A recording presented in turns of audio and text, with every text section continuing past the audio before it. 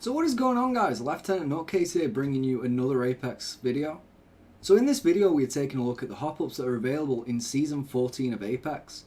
Now, hop-ups are an integral part of the Apex looting ecosystem. They've got the ability to completely change the style and playstyles of a gun, completely changes the feel in some cases, and it allows you to unlock new playstyles that would be hard to pull off without them. There have been so many hop-ups that are now legacy hop-ups that aren't currently available as ground loot that I can't fit all hop-ups into this video, so we're only looking at the ones that are ground loot in Season 14. Technically there are currently more in the game, but those are integrated into certain weapons such as the Bowsec, which has Shattercaps and Deadeye's Tempo, two hop-ups on one gun, well, bow technically.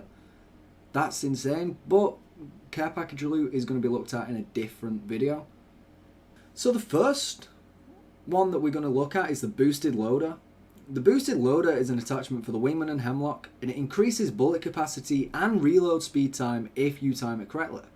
To know that you've timed it correctly, you'll be reloading when the heads-up display gets into the green little section.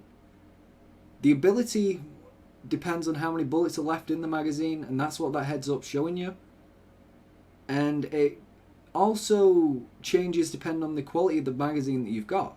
So to give you an example for this, you get 2 bullets or less left for the Wingman. You can hit it with the base magazine, and it's the same for the level 1. But 3 bullets or less with a level 2 or 3 magazine, and regardless of the magazine, it gives you 2 extra bullets on a successful reload. For the Hemlock, this is 5 bullets or less for a base magazine, 7 or less for a level 1, 8 bullets or less for a level 2, and 9 bullets or less for a level 3, and it overloads by 6 shots, or 2 bursts if you're using it in the burst mode. The number of bullets overloaded is not affected by magazine level, and it would be completely busted if it was. Now the reload time reduction is 31% from the Hemlock, taking it down from 2.4 seconds to 1.75, and a 40%, which is massive for the Wingman, which is going from 2.1 seconds to 1.4. It allowed you to have some insanely aggressive plays by increasing the time you can stay in a fight and having less downtime when reloading. Because you've got a high capacity and you can reload in a shorter time, you can just keep the pressure on the other squads. That is insane. The next one we're looking at is the Double Tap Trigger. The Double Tap Trigger is an attachment for the EVA 8 shotgun and G7 Scout. Now, bit of trivia here, but while the G7 Scout was a care package only weapon, you know, one of the red ones you get from the care package, it was given by default, and at the time it wasn't available for the EVA 8. Now, the second shot comes 0.4 seconds after the first, which gives an absolute huge damage output for the weapons using it. And just to show you that, an unshielded enemy can be instantly killed by the EVA 8, which is ridiculous. I mean, it's only giving close to the same damage that you're going to be getting from like the Peacekeeper, but yeah, it's amazing. Like, it completely changes the feel. It means that the G7 Scout actually can be used in close quarters as well. It's awesome. Like, I rarely touch the G7 Scout, but as soon as that double trap trigger is available, it's beautiful. And actually for close quarters room clearance, I'd pick it over the Peacekeeper anyway. So let's take a look at the hammer point rounds that are currently available.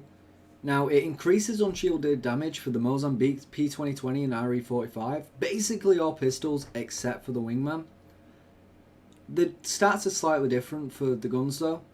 It increases it by 50% for the P2020, but then only 35% for the Mozambique and the RE45, which isn't terrible considering what the damage outputs are for those guns anyway, and those guns have higher damage outputs. It's only fair the P2020 gets a bit of a boost compared to the RE45. To put numbers on that though, the Mozambique, for a perfect hit, 3 shots, because it shoots 3 rounds at a time, the Mozambique hits for 45 normally, takes it up to 60 damage per perfect shot. Makes these otherwise weak guns into a pretty viable CQB secondary, and that just makes them viable. It's the only time I'm going to run them outside of when it's the only gun on the drop. And frankly, having the RE45 paired with something like a Peacekeeper or an EVA 8 some other weapon to crack their shields and then finish them off on close quarters, you can easily mop up a couple of kills with it. So as much as it might sound busted, these are guns that are weak anyway, and it's only fair that they have some sort of buff like that. Kinetic Feeder is personally my favourite, and I might be biased here because I'm a huge lover of the Peacekeeper, because why wouldn't you love it? It's the Peacekeeper. But what it does is it reloads and speeds up the choke time while sliding for the Peacekeeper and triple take. While sliding, it reloads 1 round per second for the Peacekeeper and 3 rounds per second for the triple take, which sounds like a huge difference, but that's 1 shot for the triple take because it fires 3. So it's not like it's 3 times better for the triple take. What it allows is far more aggressive plays because you can avoid gunfire whilst sliding, which is pretty basic movement, but it also allows you to reload your weapon whilst in the fight. Definitely good for those times where everyone's ducking into cover to reload. Gives you the ability to slide around that corner and catch your enemies off guard. And it definitely takes my Mad Maggie plays to the next level. But, you know, I'm just a Mad Maggie lover. So Skull Piercer rifling is probably one of the most contested hop-ups because people think it's too broken.